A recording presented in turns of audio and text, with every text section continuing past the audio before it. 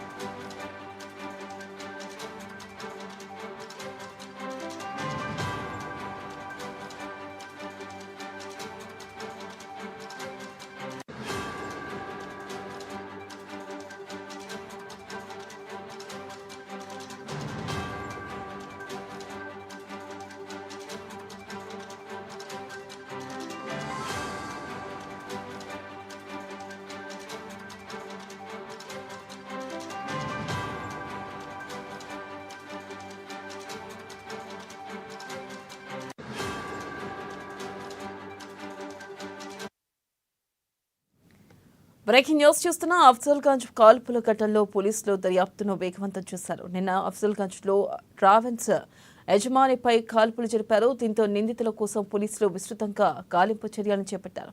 ఇక 3 కమిషనరేట్ల పరిధిలో చెక్ పోస్టులను ఏర్పాటు చేశారు. దీనిపై మరింత సమాచారాన్ని మా బ్యూరో చీఫ్ కృష్ణమూర్తి అందిస్తారు.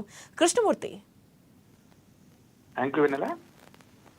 నిన్న ఉదయం బీదర్లో ఏటీఎంలో డబ్బులు జమ చేసేందుకు వెళ్తున్న వాటి పైన అక్కడ కొంతమంది దుండగులు కాల్పులు జరిపి వ్యాన్లో ఉన్నటువంటి డబ్బులను దాదాపుగా 66 లక్షల రూపాయలను వాళ్ళు దోచుకెళ్లారు. దీని విషయంలో బీదర్లో కర్ణాటక పోలీసులు గాలింపులు చేపడుతున్న నేపథ్యంలోనే నిన్న సాయంత్రం ఆల్ ఆఫ్ సడన్ గా హైదరాబాద్లోని అఫ్జల్గంజ్లో 3 వ్యక్తులు రాయ్పూర్ వెళ్లేందుకు ప్రైవేటు ట్రావెల్ బస్లో టికెట్ బుక్ చేసుకున్నారు. అక్కడ నిబంధన ప్రకారం బస్సులో ప్రయాణం చేసేవాళ్ళు లగేజ్ ని చెక్ చేసే బాధ్యత ప్రైవేటు బస్ యజమానిది. కాబట్టి అక్కడ చెక్ చేసే సమయంలో వాళ్ళ దగ్గర ఉన్నటువంటి లగేజ్ లో ఉన్నటువంటి వస్తువులు ఏదైనా చెప్పడానికి వాళ్ళు నిరాకరించారు. దీంతో అక్కడ ఉన్నటువంటి చెకింగ్ సిబ్బంది ప్లస్ ఈ ప్యాసింజర్స్ మధ్య కొంత గొడవ జరిగింది, రచ్చ జరిగింది. దీంట్లో వాళ్ళు మేము అసలు దాంట్లో ఉన్న విషయాలు చెప్పమంటూనే వాళ్ళకు